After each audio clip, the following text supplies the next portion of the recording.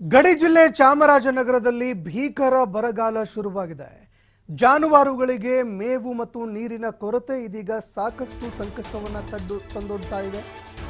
ಗುಂಡ್ಲುಪೇಟೆ ಕಾಡಂಚಿನ ಗ್ರಾಮಗಳಲ್ಲಿ ಜಾನುವಾರುಗಳು ನೀರು ಮೇವಿಲ್ಲದೆ ರೋಗಗಳಿಗೆ ತುತ್ತಾಗಿ ಸಾವನ್ನಪ್ತಾ ಇವೆ.